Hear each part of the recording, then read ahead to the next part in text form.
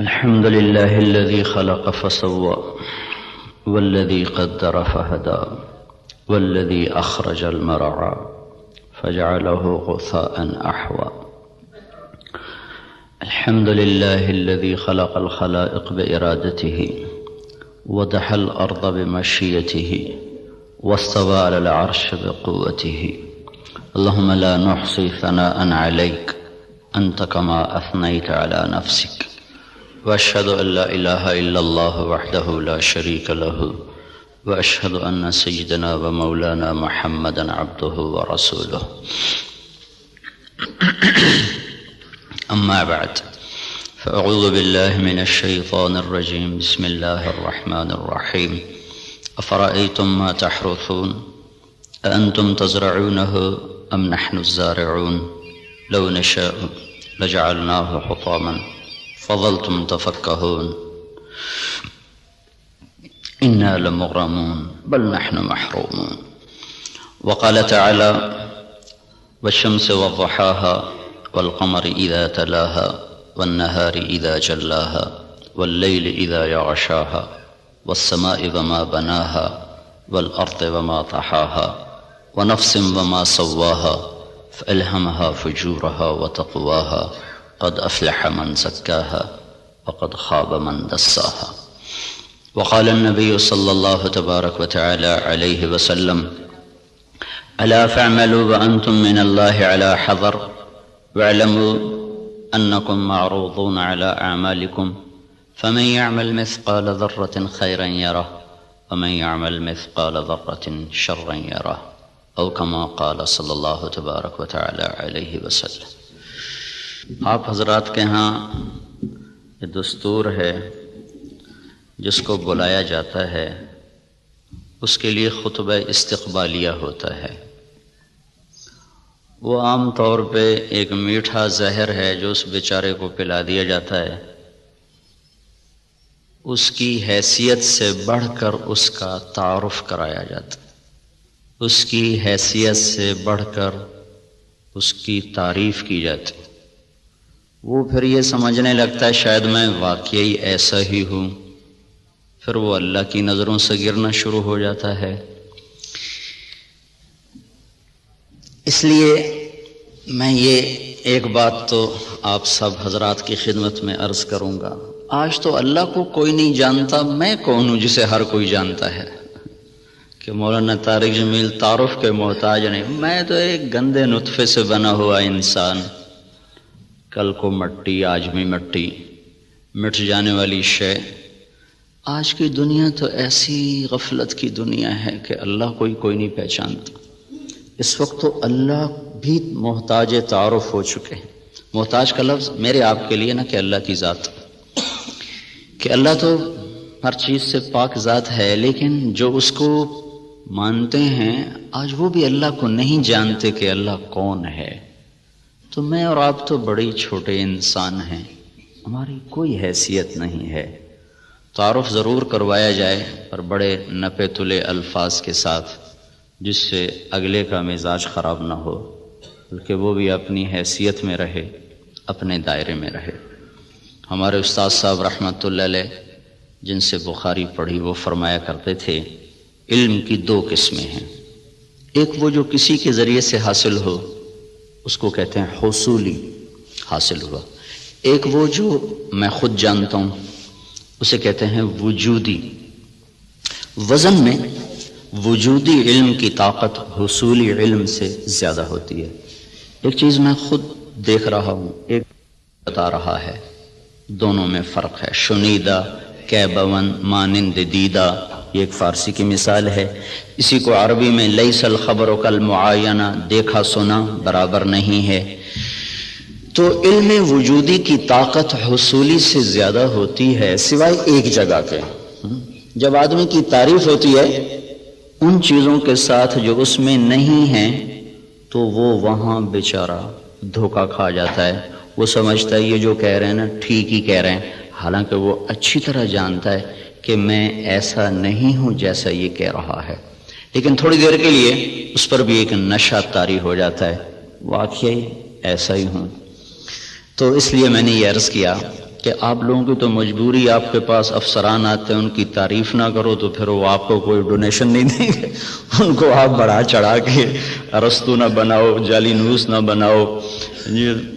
وہ پچھلے دنوں نا جب وہ حکومت نے تعلیم میٹرک تک مفت کا اعلان کیا تو میں سیالکوٹ میں ہماری جماعت گئی تھی، تو وہاں چاکنگ ہوئی تھی دیواروں پر، وقت کا سر سید پرویز الہی۔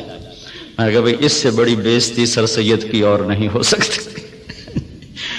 جس آدمی نے تن من دھن قربان کر دیا امت کو کسی رخ پر لانے کے لیے اور اس گرداب سے نکالنے کے لیے کہ یا کچھ دنیا کو بھی سمجھنے والے بنے۔ ایک نواب صاحب کے پاس گئے چندہ مانگنے، وہ تھے مخالف ان کے، تو انہوں نے تمسخر اور ٹھٹھے کے طور پر اپنے پرانے جوتے ان کو ڈبے میں پیک کر کے دے دیے کہ آئیے آپ کی اسکول کے لیے چندہ ہے۔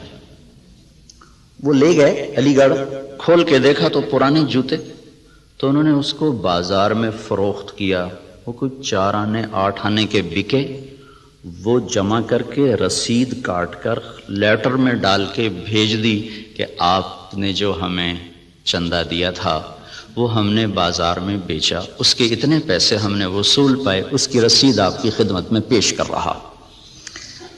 جو آدمی ایسے ذلیل ہو کے کسی کنارے پہنچاؤ، وقت کا سر سید پرویز الہی، میں کہا اس سے بڑی بےزتی آج تک سر سید کی نہیں ہو سکتی۔ تو خیر یہ ہمارے موضوع کی بات نہیں تھی، لیکن مجھے اپنی جان بھی تو بچانی ہے نا۔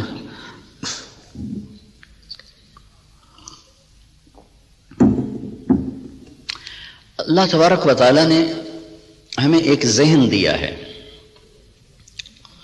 اس وقت ذہن یہ ہے کہ ہم اپنی محنت کا کماتے ہیں، محنت کا کھاتے ہیں، جو کماتے ہیں جو مرضی کریں، یہ ایک ذہن جس کو ہم سرمایہ داری کا نظام کہتے ہیں۔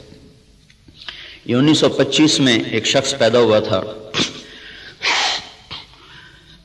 وہاں گلاسکو کا، اس نے یہ نظریہ دیا تھا، اس نے کتاب لکھی تھی دی ویلتھ آف نیشن، تو اس میں اس نے یہ نظریہ دیا تھا کہ آدمی کو کمانے میں آزاد ہونا چاہیے، جو جیسے مرضی کمائے، اس سے مال کی دوڑ لگے گی اور لوگوں کے پاس سرمایہ وافر ہو جائے گا۔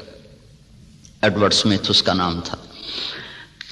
اس کے مقابلے میں ایک نظریہ تھا جو کارل مارکس نے دیا کہ سب کچھ نیشن کا ہے، حکومت کا ہے، کسی کا کوئی حق کوئی نہیں، حکومت اس کو صحیح طور پر تقسیم کرے گی۔ یہ 2 غلط نظریے دنیا میں چلے، ایک ختم ہو گیا، ایک قریب المرگ ہے، ختم ہونے پر ہے۔ اسلام اس کے بیچ میں لاتا ہے، وَكَانَ بَيْنَ ذَلِكَ قَوَامًا، وہ درمیان میں لاتا ہے، وہ ملکیت اللہ کی ثابت کرتا ہے، نہ میری نہ حکومت کی، الملک للہ۔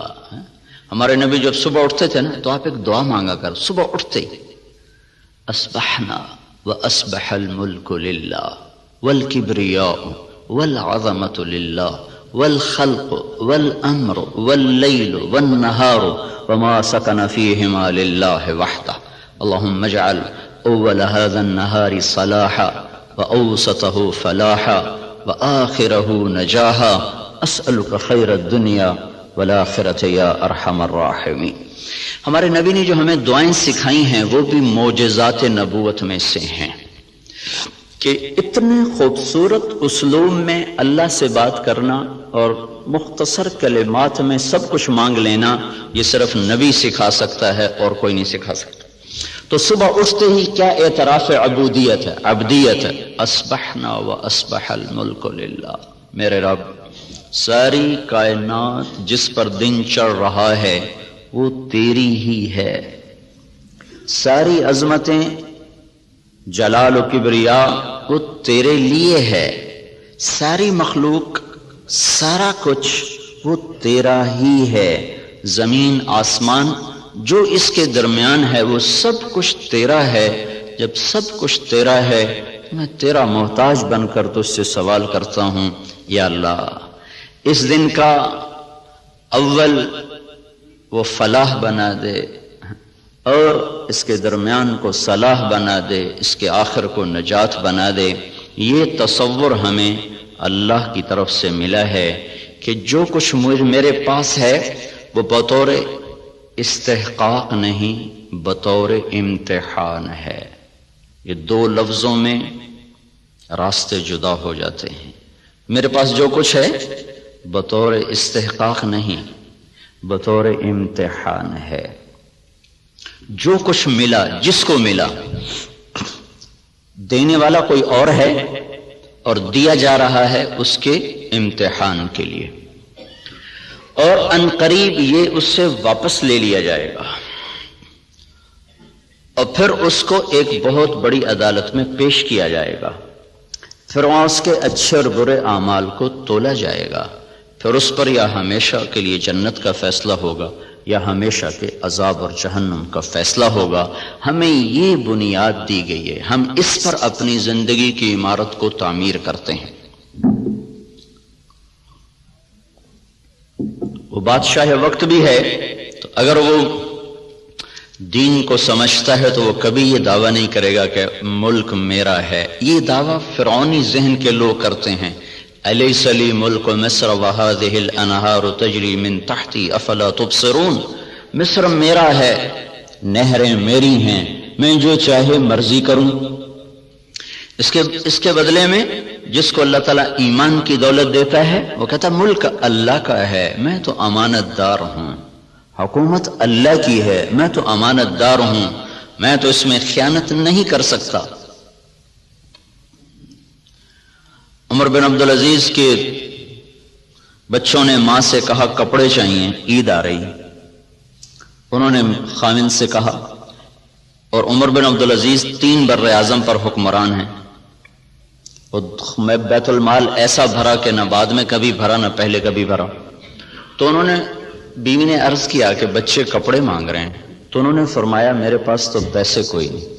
اس سے پہلے خلفاء نے خزانے کو استعمال کیا جیسے چاہا، انہوں نے اپنا سمجھ لیا تھا، دھوکہ کھا گئے۔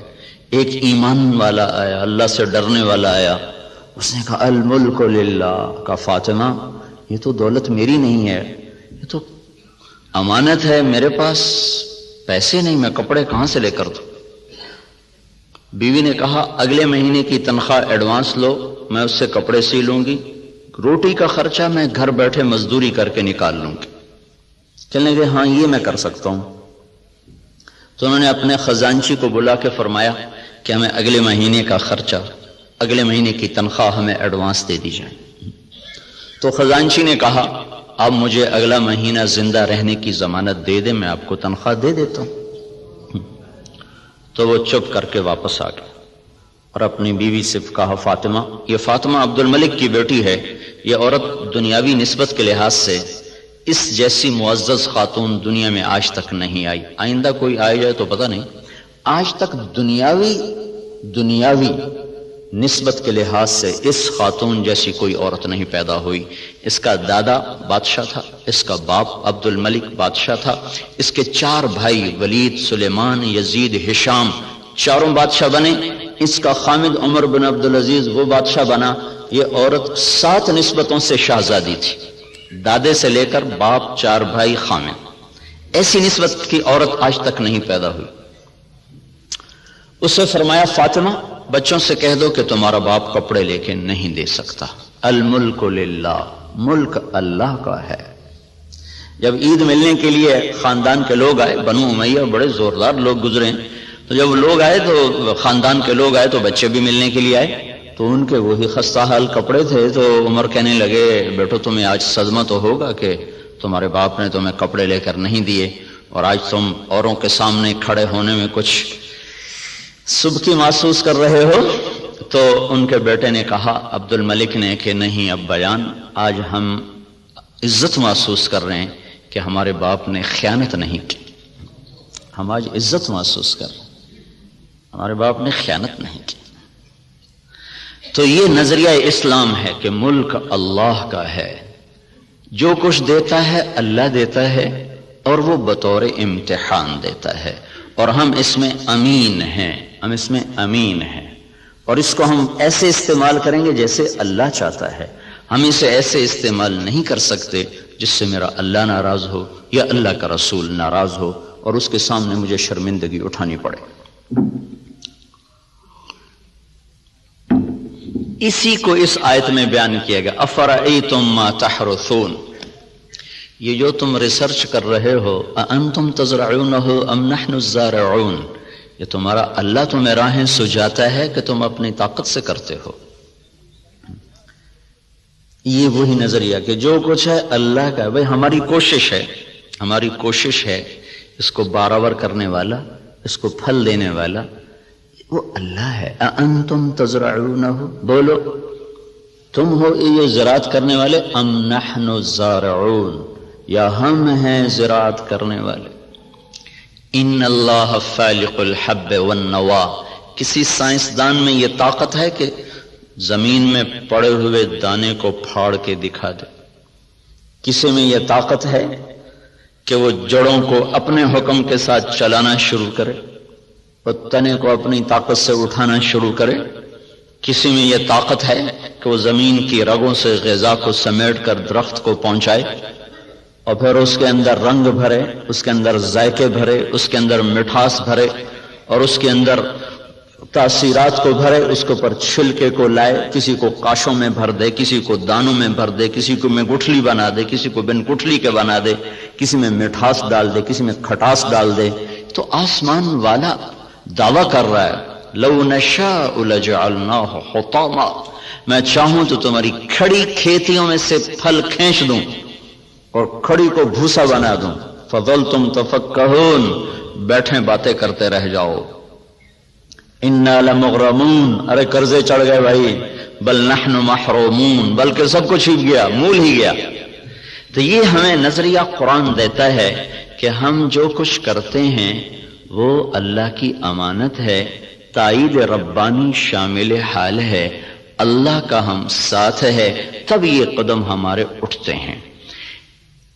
اس نظریے والے کی تحقیق اور ریسرچ پر بھی وہی کچھ ہوتا ہے جو ایک کافر کی ریسرچ پر ہوتا ہے۔ تو فرق کیا ہے اس نظریے کے ساتھ ایوب ریسرچ آنا اور اللہ کے انکار کے ساتھ کسی لیبارٹری میں جانا؟ نتیجہ تو دونوں کو اللہ دے دیتا ہے، اس کو بھی دے دیتا ہے، اس کو بھی دے دیتا ہے۔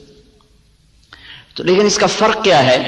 اس کا فرق پڑتا ہے عملی زندگی میں کہ جو آدمی اپنا سب کچھ کر کے چلتا ہے پھر وہ آزاد ہو کے چلتا ہے، وہ اپنی ترتیب زندگی میں نہ اللہ کو پہچانتا ہے نہ اس کے رسول کو پہچانتا ہے، اور جو اسے اللہ کی امانت سمجھ کے چلتا ہے اس کی ترجیحات تبدیل ہو جاتی، وہ اللہ اس کے رسول کو سامنے رکھ کر چلتا ہے اور وہ آخرت میں جواب دہ ہونے کے احساس سے چلتا ہے۔ یہ دو سوچ ترجیحات کو تبدیل کر دیتی ہے، ان کی سوچ اور طرف چلی جاتی ہے، وہ حرص و ہوس کے بندے بن جاتے ہیں، اللہ اس کے رسول سے غافل ہو جاتے ہیں۔ یہ قدم قدم پہ لرز لرز کے چلتا ہے، کانپ کانپ چلتا ہے۔ یہ عملی زندگی میں پھر یہ نظریہ طاقتور بن کے انسانیت کو صحیح رخ پر لاتا ہے، جو آپ کے ڈاکٹر صاحب نے فرمایا کہ ہم ذلت و پستی کا شکار ہیں۔ وجہ دین سے دوری ہے، دین سے دوری کی وجہ نظریات کمزور ہو چکے ہیں، تصورات کی دنیا میں اللہ نہیں بس رہا، اللہ کا رسول نہیں بس رہا، جنت اور جہنم کا تصور موجود نہیں ہے، اس لیے قدم بہک گئے، راستوں سے بھٹک گئے، ترتیب ساری الٹی ہو کے رہ گئی۔ تو اللہ تعالیٰ ہمیں یہ ذہن دیتا ہے تم اگاتے ہو کہ اللہ اگاتا ہے۔ جہاں آپ کی ساری زراعت فیل ہو جائے، انس رضی اللہ تعالیٰ عنہ کو ان کی ماں لے کر آئیں، یا رسول اللہ آپ کا بچہ ہے، آپ کی خدمت کرے گا، اس کے لیے دعا کر دو۔ تو آپ نے فرمایا اللہم بارک لہ فی عمرہ ومالہ، اللہ اس کے مال میں عمر میں برکت دے دے۔ تو انس رضی اللہ تعالیٰ عنہ فرمایا کرتے تھے کہ اللہ تعالیٰ نے مجھے اتنی زندگی دے دی کہ اب میں زندگی سے تنگ آ گیا، اللہ کے نبی نے لمبی عمر کی دعا دی، اور ساری دنیا میں کھجور کا پھل سال میں ایک دفعہ پھلتا ہے، کھجور کا درخت، لیکن انس رضی اللہ تعالیٰ عنہ کا باغ سال میں 2 دفعہ پھل دیتا تھا۔ وہ گرمی میں بھی پھل لیتا تھا، سردیوں میں بھی پھل لیتا تھا، نہ ٹیکنالوجی تھی نہ سائنس نہ کچھ، صرف اللہ کے نبی کی دعا تھی کہ یا اللہ اس کے رزق میں برکت عطا فرما۔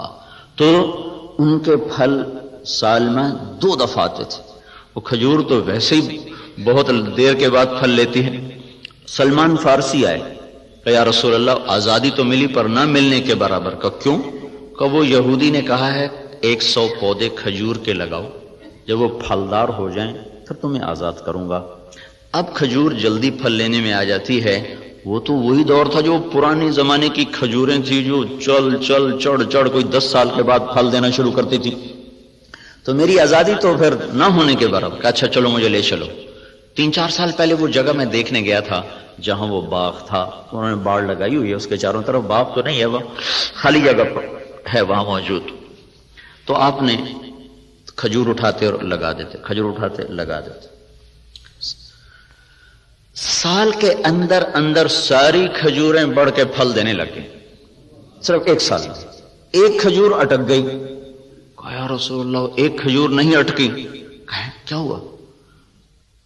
تو حضرت عمر بولے یا رسول اللہ وہ میں نے لگائی تھی۔ کہ تیرا بھلا ہو جائے، تو نے کیوں لگائی تھی؟ پھر آپ تشریف لے گئے، پھر آپ نے اپنے ہاتھ سے لگایا، سال کے اندر وہ پھلدار ہو گئی۔ اب یہاں ساری سائنس بھی فیل ہے، ٹیکنالوجی بھی فیل ہے۔ اَأَنْتُمْ تَزْرَعُونَهُ أَمْ نَحْنُ الزَّارِعُونَ، تم اگاتے ہو کہ تمہارا اللہ اگاتا ہے، تم زراعت کرتے ہو کہ تمہارا اللہ کرتا ہے۔ زراعت کو پانی کے ساتھ جوڑا ہے تو اللہ تعالیٰ فرمایا أَفَرَأَيْتُمُ الْمَاءَ الَّذِي تَشْرَبُونَ أَأَنْتُمْ أَنزَلْتُمُوهُ مِنَ الْمُزْنِ أَمْ نَحْنُ الْمُنزِلُونَ، یہ پانی تم بارش کا برساتے ہو کہ تمہارا اللہ برساتا ہے۔ بارش نہ ہو تو آپ مجھ سے زیادہ جانتے ہیں کہ زمین کا پانی، دریاؤں کا پانی وہ تاثیر نہیں رکھتا جو اللہ نے بارش کے پانی میں تاثیر رکھی۔ زندگیوں کو زندگی مل جاتی ہے۔ وَتَرَى الْأَرْضَ حَامِدًا وَتَرَى الْأَرْضَ خَاشِعًا، 2 لفظ قرآن استعمال کرتا ہے۔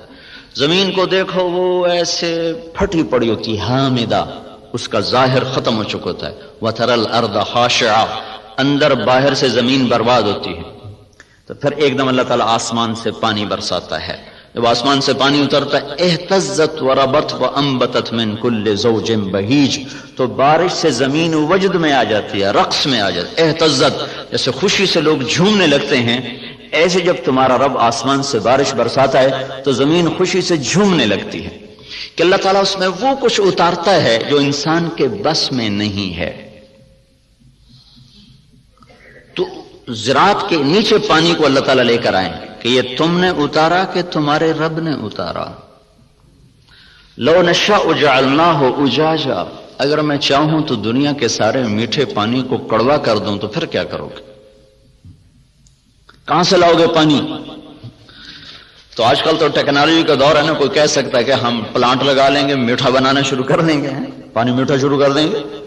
تو اسی ذہن کے لیے اللہ تعالیٰ نے ایک آیت اور اتاری ہوئی ہے، قل ارأیتم ان اصبح ماؤکم غورا فمن یاتیکم بماء معین، مجھے بتاؤ جب میں تمہارا پانی ہی ختم کر دوں تو کہاں سے لاؤ گے؟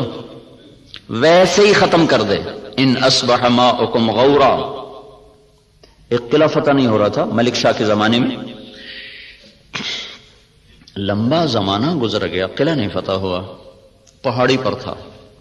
ایک صبح اٹھے تو سارے شہر والوں نے سفید جھنڈے لہرائے ہوئے دروازے کھول دیے۔ کیا ہوا بھائی؟ رات کو نظام الملک جو وزیر تھا، وزارت کے لحاظ سے شہرت پانے والوں میں اسلامی تاریخ میں نظام الملک کا نام قیامت تک رہے گا۔ بہت اعلیٰ درجے کی صفات کا حامل اور ایسی وزارت کی کہ آج تک اس کی مثالیں دی جاتی ہیں۔ وہ سالار لشکر تھا، جب وہ تنگ آ گیا نا تو اس نے رات کو اٹھ کے دعا کی، یا اللہ ہم سے نہیں فتح ہو رہا، تو راستہ کھول دے۔ صبح قلعے کے دروازے کھول کے لوگ نیچے اتر آئے، کہا جی ہم ہتھیار ڈالتے۔ کیا ہوا؟ کہ رات میں سارے شہر کا پانی خشک ہو گیا، ایک قطرہ پانی کوئی نہیں، ایک بوند پانی کوئی نہیں۔ ان اصبح ماؤکم غورا، پانی کو دھنسا دوں، کہاں سے لاؤ گے؟ اور دھنسے کو نکال دے۔ حدیبیہ پر جب پہنچے 1400 آدمی، کنواں خشک، وہ پانی ختم۔ وہ تو حادثہ پیش آ گیا کہ انہوں نے اندر جانے سے روک دے، وہ تو مکے جانے کی تیاری کر آئے تھے، راستے میں روک دیے گئے، پانی ختم ہو گیا۔ تو یا رسول اللہ پانی ختم ہے، کیا کریں؟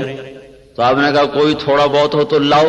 تو ایک آدمی تھوڑا سا پانی لے کر آیا، تو آپ نے منہ میں ڈال کے خشک کنویں میں کلی کی تو کنویں کا پانی ابلتا ہوا باہر اٹھتے اٹھتے اوپر تک آ گیا. خشک کو اٹھا دیا، کھڑے کو دھنسا دیا.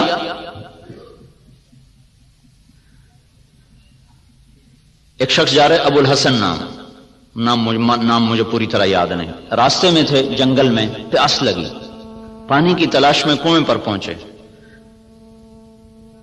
دیکھا تو پانی نیچے، تو انہوں نے اپنے موزے کو اتارا، جوتے کو اتارا، وہ لمبا جوتا ہوتا تھا، اس کو پگڑی سے باندھ کر نیچے لٹکایا تو پانی نیچے تھا، وہاں تک جوتا نہیں جا سکا.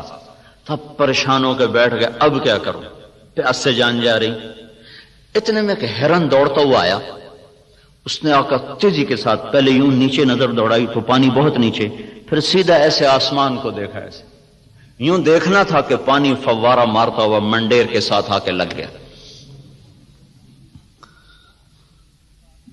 تو اس نے پیا، انہوں نے بھی پیا. تو ان کو دل میں خیال آیا یہ کیا چکر ہے، یہ جانور اس کے لیے اتنا اکرام اور میں انسان اور ایمان والا، میرے لیے تو یہ ہوا نہیں، جانور کے لیے یہ ہو گیا. تو ایک آواز سنی تو رسی اور ڈول کے سہارے ڈھونڈتا رہا. اس نے سیدھا اپنے رب کو پکارا. اللہ پکارنے والوں کی ایسے ہی سنتا ہے.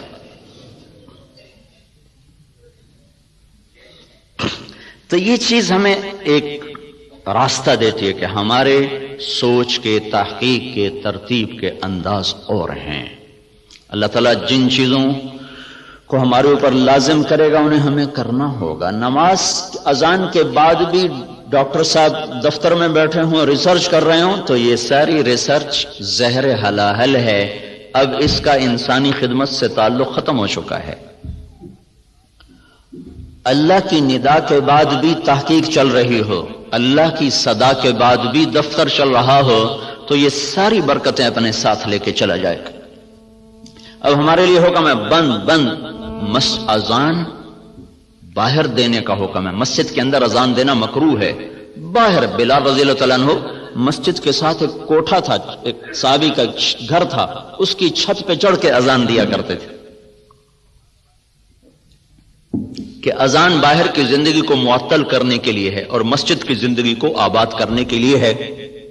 حی علی الصلاۃ کے بعد اب نہ کوئی دکاندار، نہ کوئی تاجر، نہ زمیندار، نہ کوئی مرد، نہ کوئی عورت، جو جہاں پر ہے اسے حکم ہے کہ ہاتھ اٹھا لے اور چلے اس رب کی طرف جو کہہ رہا ہے حی علی الصلاۃ، آؤ نماز کی طرف. یہاں کیا ملے گا؟ یہاں تو ہم بہت کچھ کام کر رہے ہیں، لوگوں کی خدمت کر رہے ہیں، ریسرچ کر رہے ہیں، یہاں کیا ملے گا؟ تو اس سوال کا جواب اگلے دو جملوں میں دیا گیا، حی علی الفلاح، آؤ یہیں سے کامیابی ملے گی. میں چند دن پہلے گیا تھا، ذرا یونیورسٹی وائن کو قصہ سنایا تھا. ابن سینا رحمت اللہ علیہ، وہ طب کی دنیا میں یعنی نبی کہلاتے ہیں کہ ان پر طب کا الہام ہوتا تھا. اس شخص کا بنایا ہوا نظام طب اور اس کے قوانین آج بھی معتبر اور مستند سمجھے جاتے ہیں. 600-700 برس پہلے وہ شخص گزرا ہے جب اتنے آلات نہیں تھے، لیکن اس شخص میں ایک صفت تھی، جب کسی مسئلے میں اٹک جاتے تھے اور نہیں سمجھ میں آتا تھا تو چھوڑ کے نفل کی نیت باندھ کے کھڑے ہو جاتے اور سجدے میں سر رکھ کر کہتے اے رب میرے اوپر اس مسئلے کو واضح فرما دے. سجدے میں پڑھ نفل کی نیت باندھ کے سجدوں میں سر رکھ، اے میرے رب میں جاہل ہوں، میرے اوپر اس چیز کو منکشف فرما.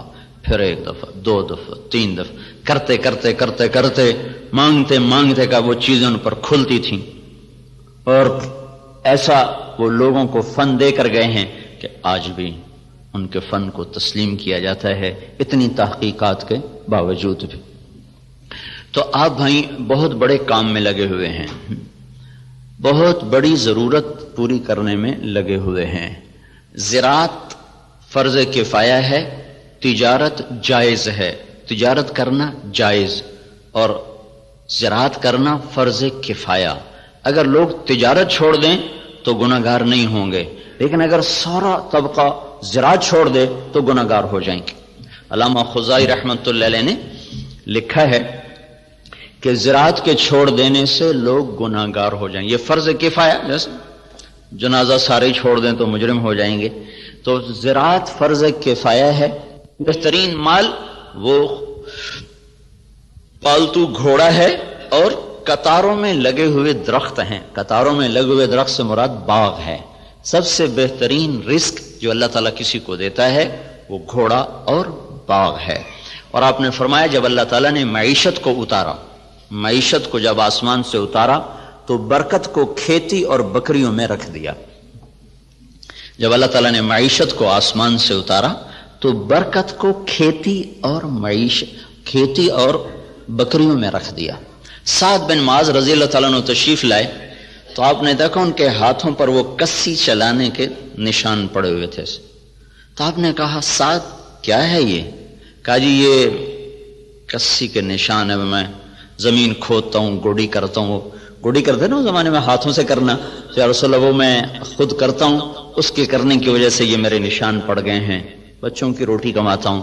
تو آپ نے ان کا ہاتھ لے کر ایسے چوما اور کہا اس ہاتھ پر جہنم کی آگ حرام ہے.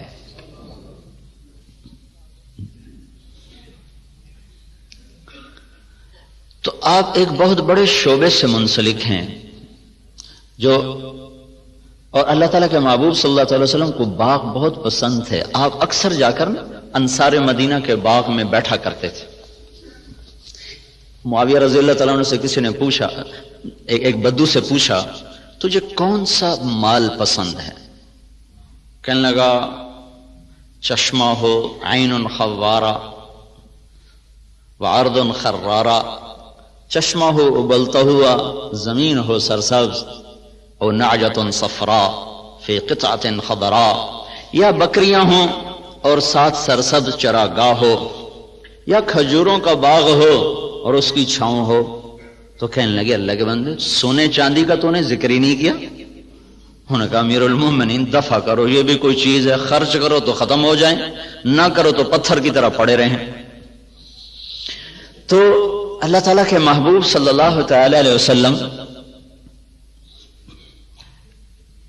نے ان ہاتھوں کو چوما کہ ان پر جہنم کی آگ حرام ہے. اور معاویہ رضی اللہ تعالیٰ عنہ اتنی بڑی زراعت تھی کہ ان کے کھیت میں 5 لاکھ من گندم ہوتی تھی. جس زمانے میں یہ ایسی اقسام تیار نہیں ہوئی تھیں کہ جو ایکڑ میں 50 من ہو اور ایکڑ میں 60 من ہو. وہ پرانی ہم نے بھی تھوڑی سی رکھی ہوئی ہے باپ دادے کی 591، وہ بس ہم اپنے کھانے کے لیے 2 ایکڑ کاش کر لیتے ہیں، 15-20 من ایک ایکڑ سے وہ ہوتی. یہ اقسام نہیں تھی اور اس کے باوجود 5 لاکھ من گندم ان کے فارم سے نکالی جاتی تھی. اور عمر رضی اللہ تعالیٰ عنہ جب خلیفہ بنے تو انہوں نے اپنے ساتھ تھوڑا بہت اپنا کام کرتے تھے، تو چلتے چلتے چلتے ان کی سالانہ جو آمدن تھی وہ 40,000 اونٹ تھے. 40,000 اونٹ عمر رضی اللہ تعالیٰ عنہ کے سارا سال وہ چراگاہوں میں چرتے رہتے تھے اور روزانہ 20 اونٹ ذبح کر کے مہمانوں کو کھلایا کرتے تھے. اور خود مہینے میں 1 دن گوشت کھاتے تھے، اپنی ذات کے لیے مہینے میں 1 دن گوشت، اور مہمانوں کے لیے روزانہ کا دستور تھا. 20 اونٹ روزانہ ذبح ہوتے تھے اور لوگوں کو کھلایا جاتا تھا. تو اب یہ تحقیق اور ریسرچ تو سب کچھ ہے اور بڑی جان بھی لگ رہی ہے، اور خود ہم دیکھ رہے ہیں کہ ہماری 5 من کپاس ہوتی تھی، اب وہی 30 من ہو رہی ہے، 35 من تک چلی جاتی ہے. ہماری 15-20 من گندم ہوتی تھی، وہ 60 من تک خود میرے اپنی زمین میں نکلی ہے. اوسط کے لحاظ سے تو نہیں، لیکن 2, 4, 10 ایکڑ ایسے ہر دفعہ دیکھے کہ ان پہ 60 من تک گندم چلی گئی، 100 من تک مکی چلی گئی ہے. لیکن وہ جو ڈاکٹر صاحب نے بات کی تھی کہ ذلت تو ساتھ نہیں چھوڑ رہی، وہ تو اسی طرح چھائی ہوئی ہے. اتنی فراوانی کے باوجود ذلت سروں سے جائی نہیں رہی کہ اس کے لیے ایک اور نظام ہے، اس کے لیے اور اسباب ہیں. اس ریسرچ و تحقیق و تدقیق کے ساتھ ایک نظام اور ہے، وہ ہے اللہ اس کے رسول کی پسندیدہ ترتیب زندگی کو بھی سیکھنا اور اس کو بھی اپنی زندگی میں شامل کرنا اور اس کو لے کر ساری دنیا میں پھرنا. اس امت کا جو کام ہے وہ ساری دنیا کے انسانوں کو اللہ کا تعارف کروانا اور اللہ کے دین کی طرف بلانا ہے۔ وہ پہلو ہمارا بالکل خالی ہو گیا ہے۔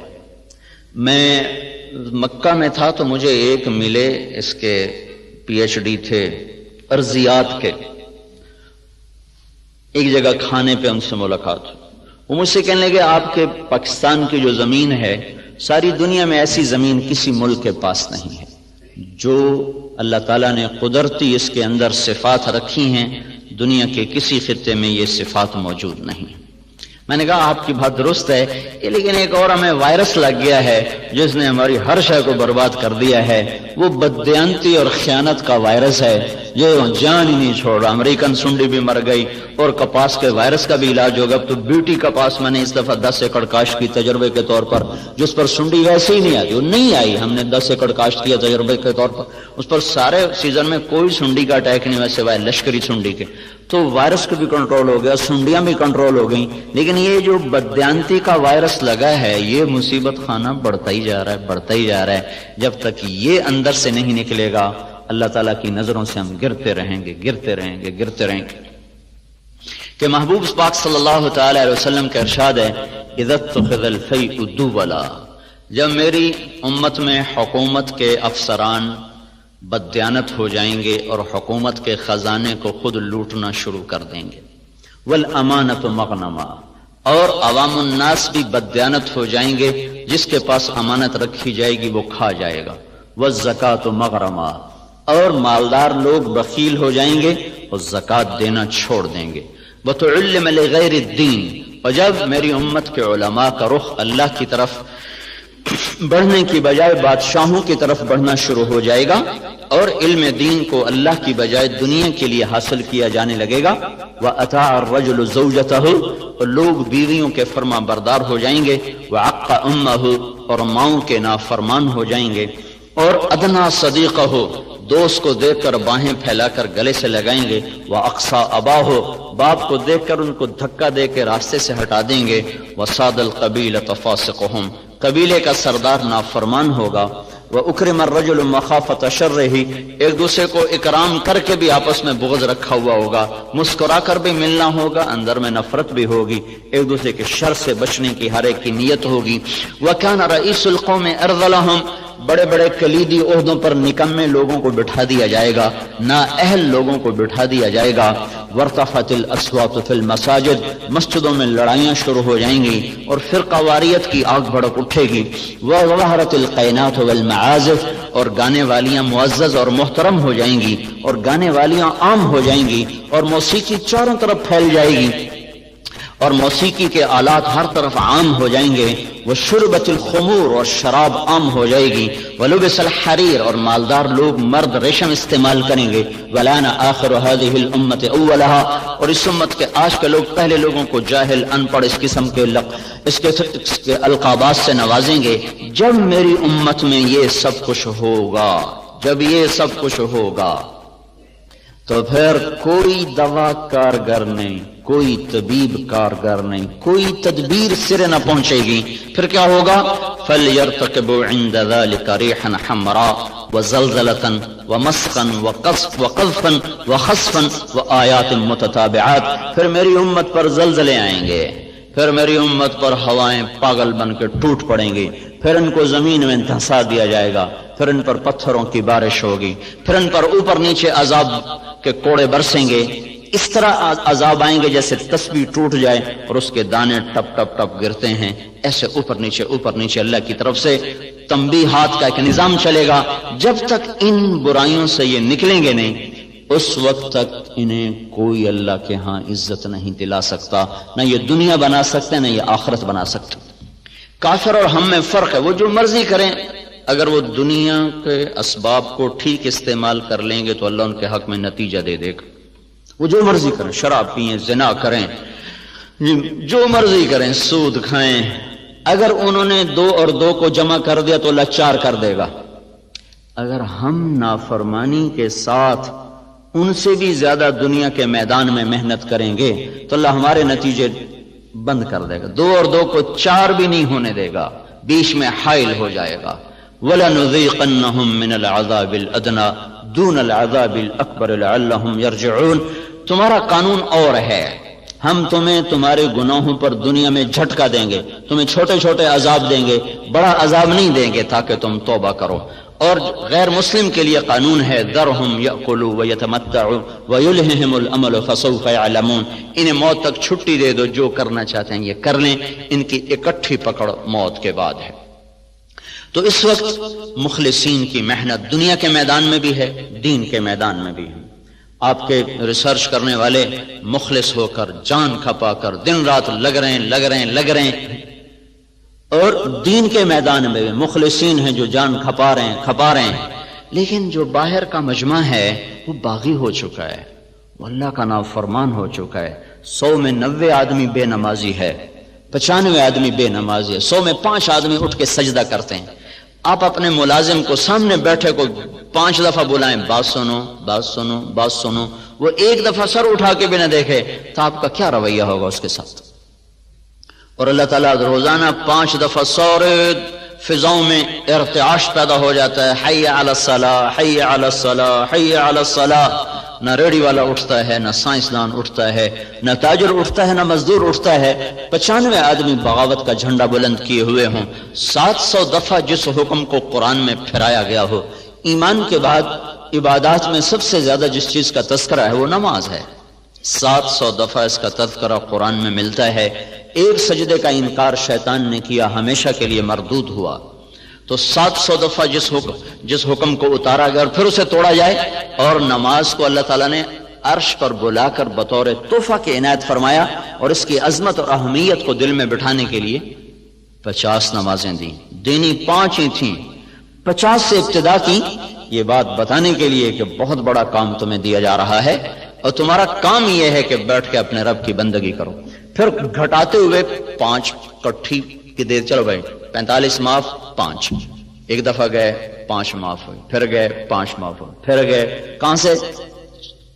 چھٹے آسمان سے واپس جاتے تھے سدرۃ المنتہا، چونکہ موسیٰ علیہ السلام چھٹے آسمان پر تھے۔ یہ اللہ ہی نے سارا نظام چلایا، موسیٰ علیہ السلام کو کھڑا کر دیا، ملاقات کروا دی، کیا ہوا کہ 50 نماز، بہت زیادہ ہیں، آپ واپس جائیں واپس جائیں، کون پڑھے گا؟ واپس گئے، اچھا چلو بھائی 5 معاف ہیں، پھر واپس آئے، کیا ہوا؟ 5 نہیں بہت زیادہ ہیں، واپس جائیں، پھر 5 اور 5 اور 5 اور، جب 5 رہ گئیں تو موسیٰ علیہ السلام نے پھر کہا یا رسول اللہ زیادہ ہیں، واپس جائیں، کوئی نہیں پڑھیں گے ایوب ریسرچ والے، واپس جائیں، 2-4 ہی پڑھیں گے، باقی سارے چائے پیتے رہیں گے، یا رسول اللہ واپس جائیں، کہا نہیں اب مجھے شرم آتی، اب نہیں جاتا ہوں۔ آپ کو ڈر یہ تھا کہ 5 معاف ہو رہی، کہیں یہ بھی نہ معاف ہو جائے اور میری امت محروم ہو جائے۔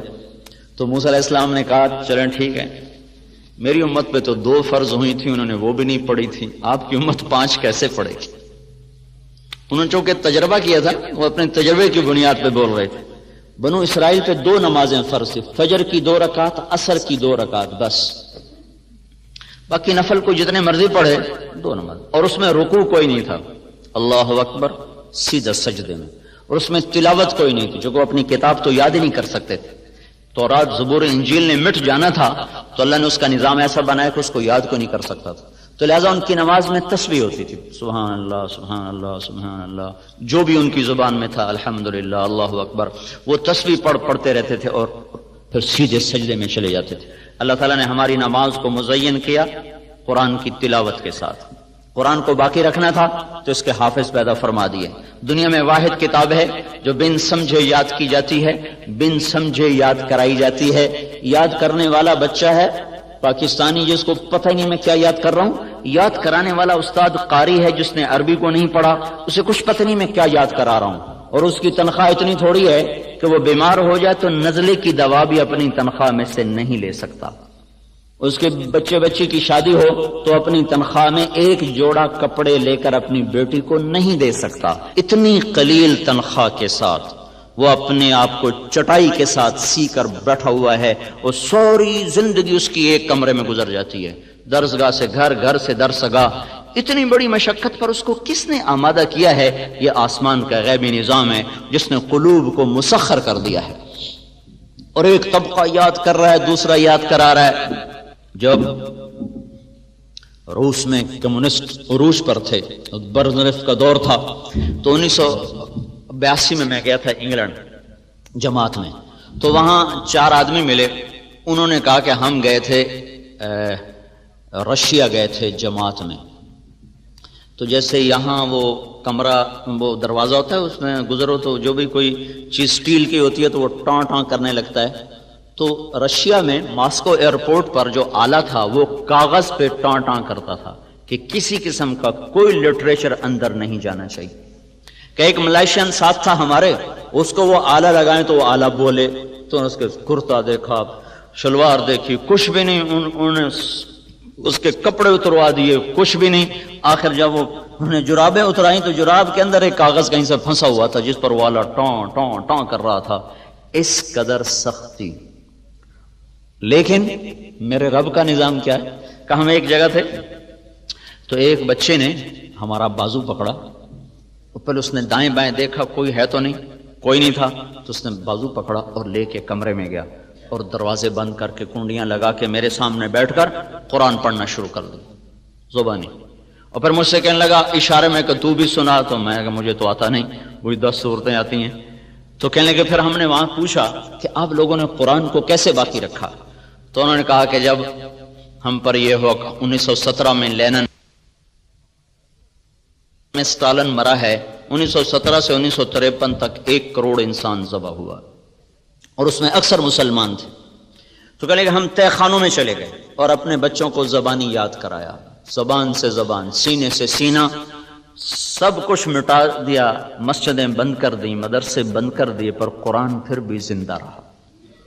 تو اللہ تعالیٰ نے ہمیں نماز عطا فرمائی جس میں قرآن کی تلاوت ہے، اب جتنی مرضی لمبی نماز ہو اگر قرآن سے ذرا بھی ذوق ہو تو طبیعت تنگ نہ پڑے گی۔ عبد الرحمن تیمی فرماتے ہیں میں حرم میں بیٹھا تھا مکے میں، عثمان رضی اللہ تعالیٰ عنہ تشریف لائے، امیر المومنین تھے اس وقت، حج کا موسم، وہ آئے، ان کے داڑھی سے وضو کا پانی ٹپک رہا تھا، ہاتھ میں جوتا تھا، ایک طرف جوتا رکھا اور میرے برابر نیت باندھ کے کھڑے ہو گئے، اللہ اکبر، کہنے لگے مجھے جستجو ہو گئی، دیکھو کیا پڑھیں، تو انہوں نے الف لام میم سے شروع کر دیا، پہلی رکعت الف لام میم، سورت بقرہ گئی، آل عمران گئی، نساء گئی، مائدہ گئی، چلتے چلتے میں نے کہا یہ کہاں جا کے رکوع کریں گے، والناس پہ جا کے رکوع کیا، ایک رکعت میں سارا ہی قرآن پڑھ دی، دوسری رکعت کے لیے بھی کچھ نہیں بچا کے رکھا، ایک رکعت میں سارا قرآن۔ جب تھوڑا سا جی لگ جائے تو پھر نماز ایک مرغوب ترین عمل بن جاتا ہے۔ جب نماز کا وقت ہوتا تو ہمارے نبی فرماتے بلال ارحنا بہا، ارے اذان دے مجھے راحت پہنچا، مجھے راحت پہنچا، جعلت قرۃ عینی فی الصلاۃ، میری آنکھوں کی ٹھنڈک ہے نماز۔ عربی زبان میں جب لذت اپنے انتہا پر پہنچے تو اسے قرۃ العین سے تعبیر کیا جاتا ہے، تو آپ نے فرمایا میری آنکھوں کی ٹھنڈک نماز ہے۔ اتنا لمبا سجدہ فرماتے تھے تہجد میں کہ عائشہ رضی اللہ تعالیٰ عنہ متعدد دفعہ سوچ میں پڑ جاتی کہیں انتقال تو نہیں ہو گیا، کہیں وصال تو نہیں ہو گیا۔ اتنا لمبا قیام فرماتے تھے کہ پنڈلیاں سوج کر پھٹ جاتی تھیں اور ان میں سے خون بہنا شروع ہو جاتا تھا۔ چلو ہم اتنے لمبے سجدے دیں پر اذان پر ایوب ریسرچ بند تو ہو جائے، کلرک سے لے کر پی ایچ ڈی تک سارے نماز کے لیے مسجد میں موجود ہوں کہ یا اللہ بس تیرے در پر آ گئے، حاضر ہیں۔ یہ نماز ایک بہت بڑا عمل ہے جو انسانیت کو صراط مستقیم پر لاتا ہے۔ جتنی نماز میں طاقت پیدا ہو جاتی ہے اتنا ہی اس کے زندگی درست ہونا شروع ہو جاتی ہے۔ بیمار بیج کا پودا بھی تو بیمار ہی نکلتا ہے، صحت مند بیج کا پودا بھی صحت مند ہوتا ہے۔ نمازیوں کی 5 قسمیں ہیں، ابن القیم رحمۃ اللہ علیہ نے لکھی ہیں۔ ایک نمازی وہ ہے جو پڑھتا بھی ہے چھوڑتا بھی ہے، 3 بھی پڑھ لیتا ہے، 5 بھی پڑھ لیتا ہے، 2 بھی پڑھ لیتا ہے، ساری چھوڑ دیتا ہے، ساری پڑھ لیتا ہے، نہ اس کو بے نمازی کہہ سکتے ہیں نہ اس کو پکا نمازی کہہ سکتے ہیں، اس کو جہنم میں پھینکا جائے گا، یہ متہاون ہے، متہاون۔ فویل للمصلین الذین هم عن صلاتهم ساہون، ویل ہے ان نمازیوں کے لیے، لفظ نمازی آیا ہے تو بے نمازی اس سے مراد نہیں ہے۔ کون سے نمازی؟ جو اپنی نماز سے غافل ہیں، پڑھی پڑھی نہ پڑھی نہ پڑھی، آگے کر دی پیچھے کر دی قضا کر دی، سفر میں ہیں جی کوئی نہیں گھر جاتے کٹھی پڑھ لیں گے، اس قسم کے جو نماز کے ساتھ اونچ نیچ ہوتی ہے ان کے لیے ویل ہے۔ ویل، ویل کیا بلا ہے؟ ایک ترجمہ تو ہے بربادی، اور ایک ترجمہ ہے یہ ایک وادی ہے جس وادی کا ایک ایک بچھو خچر کے برابر بڑا ہے، اور جو ایک دفعہ ڈستا ہے تو 40 سال تک آدمی اس سے تڑپتا رہتا ہے۔ تو ایک تو وہ ہیں جو کبھی پڑھ لیتے ہیں کبھی چھوڑ دیتے ہیں، مرضی کے ہیں، تو ان کو بے نمازی والی پکڑ تو نہیں ہوگی، لیکن جائیں گے یہ بھی آگ میں۔ اس شخص کی نماز اس کی زندگی کو نہیں بدلے گی۔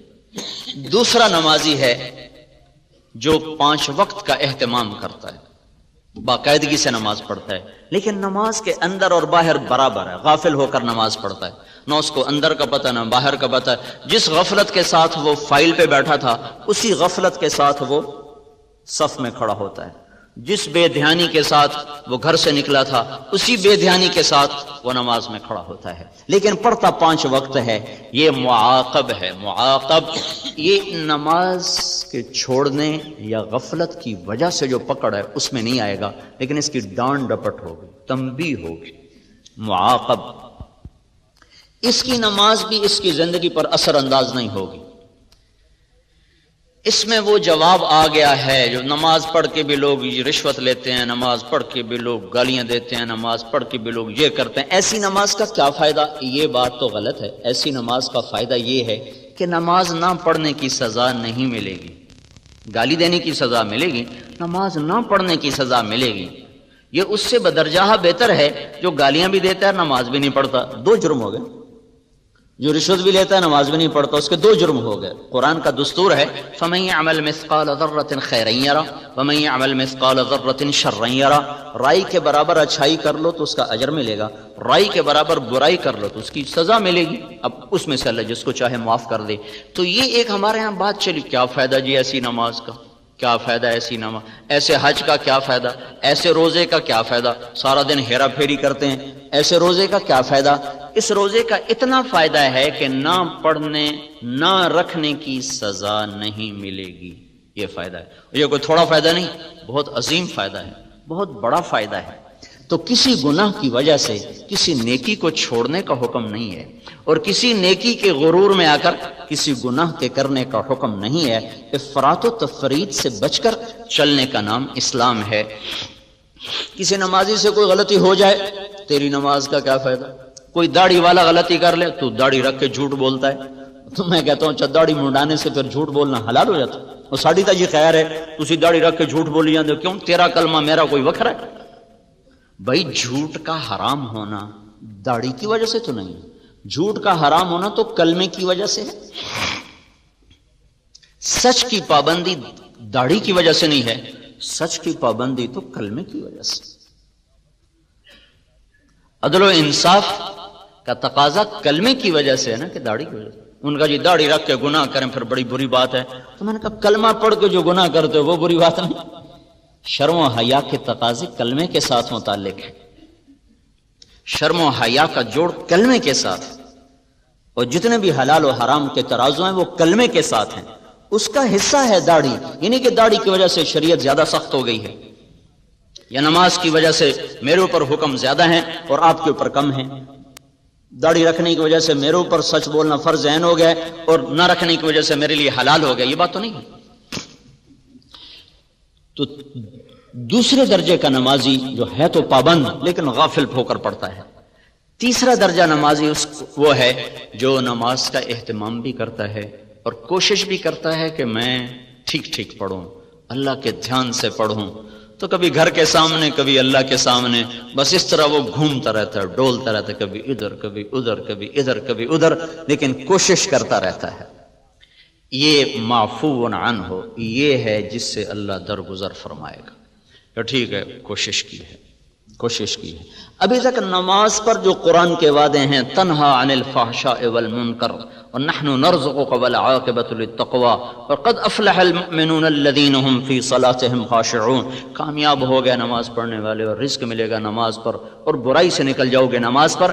ابھی وہ درجہ نہیں آیا، چوتھا درجہ آ گیا ہے، وہ جس پر نماز اپنی طاقت کے ساتھ ابھر کر آتی ہے۔ وائرس سے بچی ہوئی نماز ہے. وہ کیا ہے، جب آدمی کہتا ہے اللہ اکبر تو اس کے بعد وہ سب سے کٹ جاتا ہے اور صرف اللہ کی ذات کے سامنے وہ مگن ہو کے کھڑا ہو جاتا ہے. یہ ہے قرآن کا مخاطب نمازی.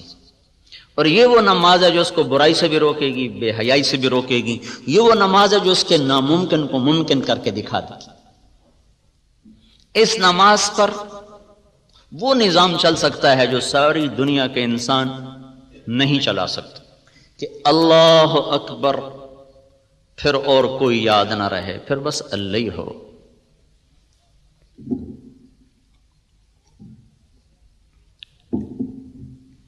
عروہ بن زبیر رضی اللہ تعالیٰ عنہ کا پھوڑا نکلا ہے پاؤں میں، وہ آگے بڑھنا شروع ہوا تو طبیب نے کہا کاٹنا پڑے گا ورنہ یہ سارا زہر پھیل جائے گا. تو کہنے کہ کاٹ دو. ان کا پھر آپ کوئی نشہ پی لیں تاکہ کاٹ دیں. تو انہوں نے فرمایا ایمان اور نشہ ایک پیٹ میں کبھی جمع نہیں ہو سکتا. جس پیٹ میں نشہ جاتا ہے اس سے ایمان نکل جاتا ہے. میں نماز شروع کرتا ہوں تم کاٹ لینا. تو ایسے بیٹھ کر انہوں نے پاؤں یوں کر کے پھیلا دی اور نماز کی نیت باندھ کے بیٹھ گئے. تو اس زمانے میں وہ تیز دھار آلے سے کاٹتے تھے، پھر اس پر گرم تیل پھینکتے تھے تاکہ سارے اوپر والے زخم جل جائیں اور خون بہنا بند ہو جائے. تو اتنے دو تکلیف دہ عمل، پہلے کاٹا گیا، پھر تیل ڈالا گیا، پھر پٹی. اس سب کے دوران ان کے جسم میں جنبش بھی نہیں ہوئی. سلام پھیرنے کے بعد فرمانے لگے مجھے کچھ پتہ نہیں چلا تم نے کب کاٹا اور کیسے کاٹا. پھر اپنے پاؤں کو دیکھ کر فرمایا اے اللہ تو گواہ رہنا میرا یہ پاؤں کبھی بھی تیری نافرمانی میں نہیں اٹھا. یہ وہ نمازی ہے جس کی نماز پر اللہ تعالیٰ کے وعدے ہیں، نماز پڑھو گے یہ ہو جائے گا، نماز پڑھو گے دروازے کھل جائیں گے، نماز پڑھو گے جنت مزین ہو جائے گی، نماز پڑھو گے فتوحات کے در کھلیں گے، نماز پڑھو گے رزق کھلے گا، نماز پڑھو گے برائی سے نکلو گے، نماز پڑھو گے اللہ کی غیبی تائید تمہیں شامل ہو جائے گی، نماز پڑھو گے ناممکنات تمہارے لیے ممکن ہو جائیں گی. یہ وہ مقام ہے جہاں پر آ کر اللہ تعالیٰ کا غیبی نظام حق میں ہو جاتا. پانچواں درجہ ہے جو بہت خال خال لوگوں کو ملتا ہے، جو اللہ کے نبی نے فرمایا تھا کہ نماز آنکھوں کی ٹھنڈک بن جائے، نماز راحت بن جائے، نماز ساری تھکن دور کر دے. جعلت قرۃ عینی فی الصلاۃ، نماز آنکھوں کی ٹھنڈک بن جائے. یہ مقربین لوگ، وہ 22ویں گریڈ کے لوگوں کو یہ نماز ملتی ہے. جب وہ اللہ اکبر کہتے ہیں تو پھر وہ ساری دنیا سے غافل ہو جاتے ہیں. ابو ریحانہ رضی اللہ تعالیٰ عنہ جہاد کے سفر سے واپس آئے، یا کسی سفر سے، صرف سفر کا لفظ ہے. تو جب رات کو کمرے میں بیوی کے ساتھ خلوت میں آئے تو کہنے لگے 2 نفل پڑھ لوں پھر بیٹھتا ہوں. کہنے لگے پڑھ لو. 2 نفل جو شروع ہوئے، رات ڈھلتے ڈھلتے ڈھلتے ڈھل گئی اور ابو ریحانہ کے نفل ختم نہ ہوئے، یہاں تک کہ مؤذن کی اذان پر جا کر انہوں نے نماز ختم کی، سلام پھیرا تو ان کی بیوی نے کہا ابو ریحانہ یہ کیا جفا ہے، پہلے سفر کی جدائی، پھر کمرے میں رہ کر یہ میرے اوپر زیادتی، کیا میرا حق نہیں تھا؟ کہنے لگے مجھے اللہ کی قسم میں بھول گیا. کہنے لگے اللہ کے بندے ایک کمرے میں بیٹھ کر تو کیسے بھول گیا؟ یہ ہمارے تو لوگ چلے میں جاتے ہیں نا، وہاں بھی روز فون بیویوں کو کرتے ہیں، کیا ٹھیک ہے آج کی پکائے نے، کیا پالک پکائے. چلے میں جا کر بھی یہ جو موبائل فون روز روز. ایک مولوی صاحب سال لگا رہے تھے میرے پاس، کہنے کہ بیوی کا خط نہیں آ رہا، بڑا پریشان. میں نے کہا اچھا ٹھیک ہے دعا کرو. تو کوئی 15-20 دن گزرے تو میں گزرا تو وہ مولوی صاحب جو تھے نا ایسے لیٹے ہوئے، امریکہ سے آئے تھے سال لگانے کے لیے جماعت، تو لیٹے ہوئے لیٹے لیٹے ہنس رہے تھے. اب یقین مانے مجھے کچھ پتہ نہیں، لیکن میں نے اندازہ لگایا کہ لگتا ہے خط آ گیا. میں نے کہا مولوی صاحب کیا بیگم کا خط آ گیا؟ کہنے لگے ہاں آ گیا. اور یہاں ایک کمرے میں ان کو یاد ہی کوئی نہیں ہوا میرے پاس کوئی ہے. تو وہ کہنے لگی اللہ تیرا بھلا کرے، تجھے میں کیسے بھول گئی، تیرے برابر تو بیٹھی ہوں. کہنے لگے جب میں نے قرآن پڑھنا شروع کیا تو میرے آگے جنت کھل گئی، مجھے کچھ یاد نہیں رہا. یہ بھی نماز کا ایک درجہ ہے. اور چلو یہ نہ صحیح، اتنا تو ہو، کوئی ادھیڑ گن تو ہو، کچھ ادھیڑ گن تو ہو. ادھیڑنا ہی ادھیڑنا، بخیے ادھیڑ کے رکھ دیے، کچھ بنے کچھ ادھڑے.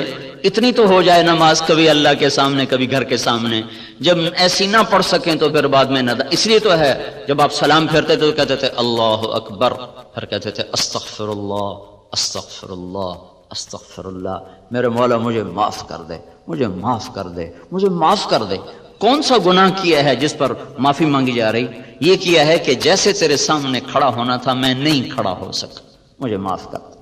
جیسے تیرے سامنے سجدوں کی ضرورت تھی میں ویسے سجدے نہیں کر سکا، یا اللہ تو مجھے معاف کر دے۔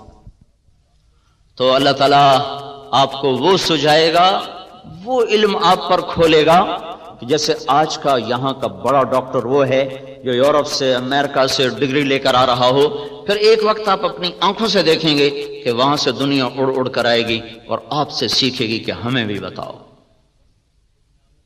700 سال تک اسپین مرکز نہیں رہا، قرطبہ کے یونیورسٹیاں بھری ہوتی تھی ساری دنیا کے طلبہ سے، بغداد کی یونیورسٹیاں بھری ہوتی تھی ساری دنیا کے طلبہ سے، کھچ کھچ کر انسانی 1000 برس تک انسانوں کو قانون دیا ہے، زندگی کے راستے بتائے ہیں۔ 200 سال سے زوال ہوا ہے تو ہم اتنے احساس سے کمتری کا شکار ہو گئے کہ جیسے ہمارے پاس کوئی سرمایہ کوئی نہیں۔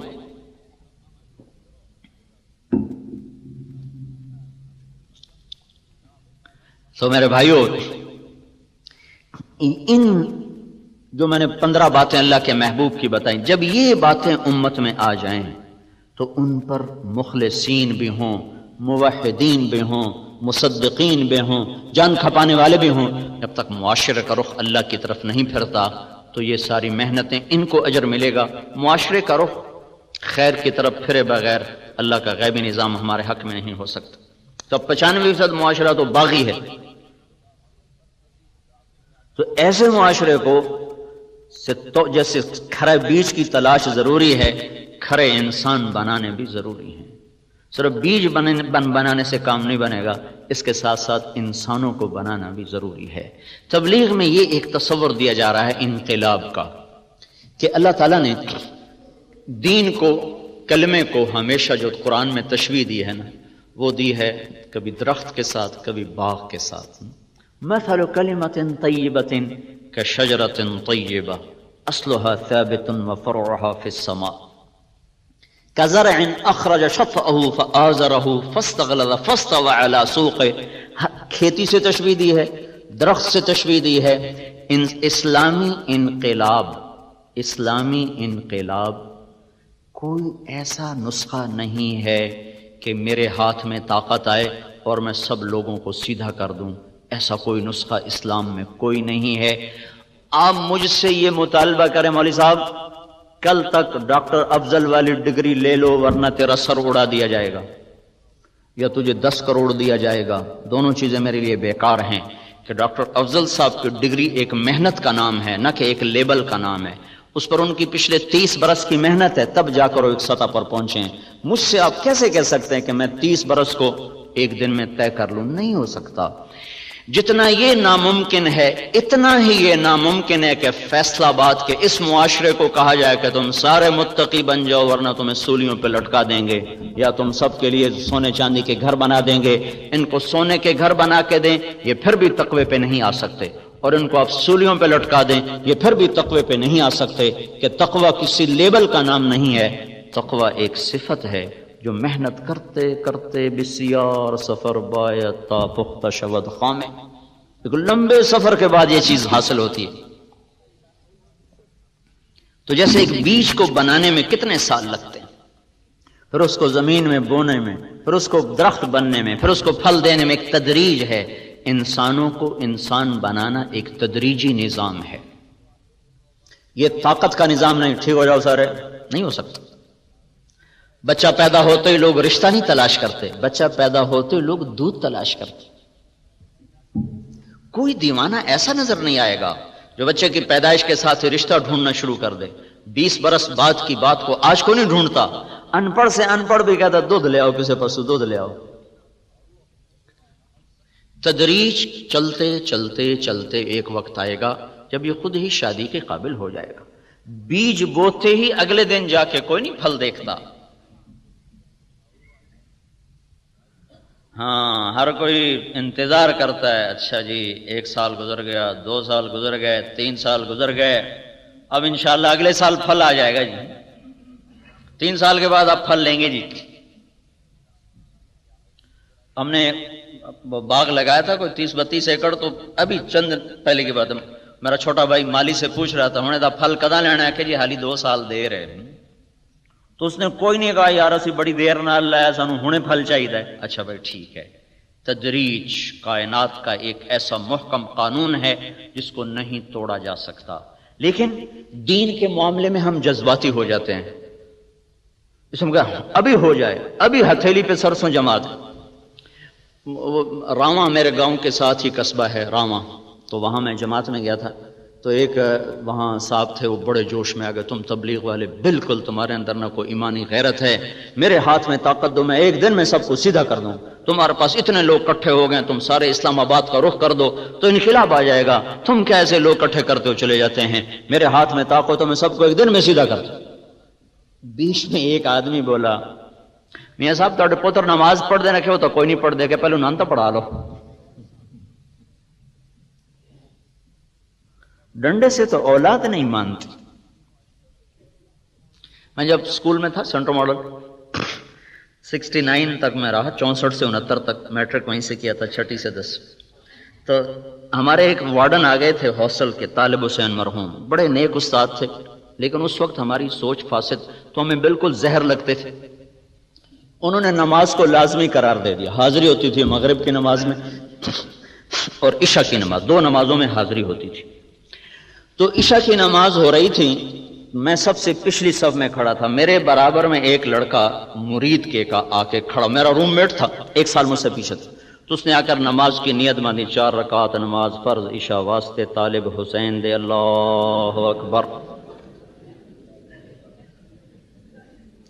ہاں جی وہ میری نماز بھی ٹوٹ گئی، اور میں کہا ایک ہی کیتا ہے کہ میں تو طالب حسین دی پڑھدا پیا، رب دی تو پڑھدا کوئی۔ تو ہم لوگ جو کہتے ہیں حکومت تم تبلیغ والے ایسے ہی بس مری مری باتیں کرتے ہو، ڈنڈا ہاتھ میں سب کو سیدھا کر، وہ ایسے سیدھے ہوں گے جیسے وہ سیدھا ہوا تھا، واسطے طالب حسین دے، اللہ اکبر۔ افراد کو بنانا پڑتا ہے، حکم سے نہیں بنتے، افراد تیار کیے جاتے ہیں، اور ہر اینٹ کو الگ الگ پکایا جاتا ہے، ہر اینٹ الگ الگ آگ مانگتی ہے، تب جا کر وہ تیار ہوتی ہے، پھر جا کر وہ دیوار پہ لگتی ہے۔ ایسے ہی معاشرے کو ایمانی اصولوں پر لانے کے لیے ہر مرد عورت پر الگ محنت کرنا ہوگی، ورنہ اللہ نبیوں کو شروع میں ہی دے دیتا معجزے، پھونک مارتے سارے ٹھیک ہو جاتے۔ معجزات نہیں دیے گئے، معجزات دیے گئے قوت کو بتانے کے لیے، ایسا کوئی معجزہ نہیں دیا گیا کہ ایک نظر ڈالیں اور سب سارے ایمان لے آئیں۔ اللہ کے نبی سے بڑھ کر کس کی نظر ہوگی؟ چونکہ ہمارے ہاں ایک تو جہالت ہے، اور جہالت کا علاج کوئی نہیں، سارے مرض کا علاج ہے، پر جہالت کا علاج کوئی نہیں۔ اور ہم ہندوازم سے آئے اسلام میں تو جوگ کا ایک تصور ہے، ان کے کرتب، ان کے کرشمے اور ان کی وہ عجیب و غریب حرکات سکنات، اسی پر ہم ولایت کو بھی تولتے چلے گئے۔ اور کچھ ہمارے ہاں چونکہ علم حدیث کا نہ کوئی پہچان ہے، نہ معرفت ہے، نہ قرآن سے مناسبت ہے، تو جس نے جو لکھ دیا وہ یہ ڈائجسٹوں نے، کچے پکے رسالوں نے انسانی عقائد کو بہت زیادہ متاثر کیا۔ کہو تو ہکے نظر نال بیڑے پار ہو جاندے، ہکے نظر نال بندہ کنارے لگ جائے۔ میں کہ چلو ہکے نظر نال کوئی بی تو بنا دیو، ہکے نظر نال کوئی ڈاکٹر افضل تو بنا دیو، ہک نظر پائی تو ڈاکٹر شعیب بن گیا، چلو بھائی۔ ہیں کل کہیں کوئی دیکھا کہ ایک نظر سے ڈاکٹر شعیب جیسا محنتی آدمی اور محقق پیدا ہو جائے؟ یا آپ سارے ماشاءاللہ اپنے لائن کے ماہر لوگ بیٹھے ہوئے، آپ کی زندگیاں لگ گئیں، تب جا کے ایک دولت نصیب ہوئی۔ دین اس سے کھربوں گنا قیمتی دولت ہے، ایک نظر سے اللہ دے سکتا ہے کسی کو؟ اللہ کے محبوب سے بڑی نظر کس کی ہوگی؟ اللہ کے محبوب سے طاقتور تاثیر صحبت کس کی ہوگی؟ اور آپ کو کتنی تمنا تھی کہ قریش میری قوم ایمان لے آئے، قوم نے نکالا، ایمان نہیں لائے۔ 250 آدمی ٹوٹل مسلمان تھے جب آپ مکہ چھوڑ کر تشریف لے تھے، 250 ٹوٹل، 13 برس کی محنت میں 250 آدمی۔ یہ زمانہ کرشمات کا نہیں ہے، معجزات کا نہیں ہے، اسباب کا جہان ہے، انسان بنانے پڑتے ہیں۔ اور انسان بنتا ہے مسجد میں جا کر۔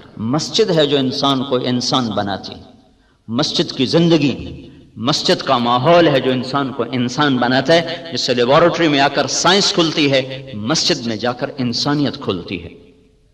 یہ پہلا گھر اللہ نے زمین پر بنایا تو مسجد کو، ان اول بیت وضع للناس للذی ببکۃ مبارکا، پہلا گھر جو ہم نے زمین پہ بنایا ہے وہ بیت اللہ کو بنایا ہے، مسجد کو بنایا۔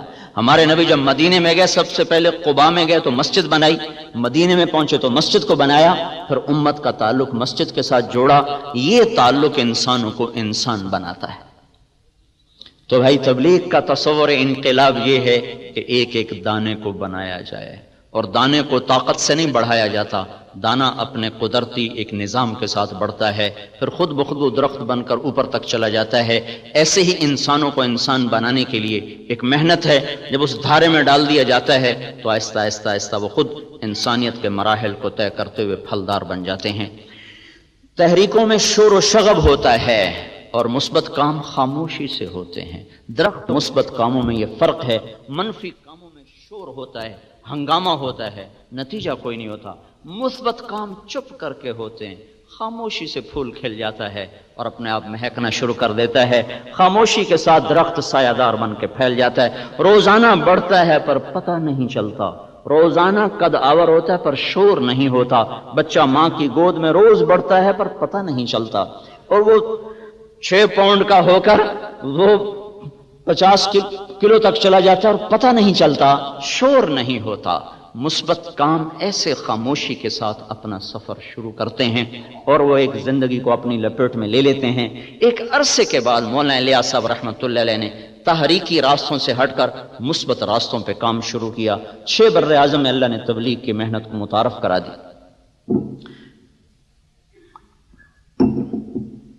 یہ میں آپ کو کسی عقیدت کی وجہ سے نہیں کہہ رہا ہوں کہ مجھے دین کا تعارف تبلیغ کے ذریعے سے۔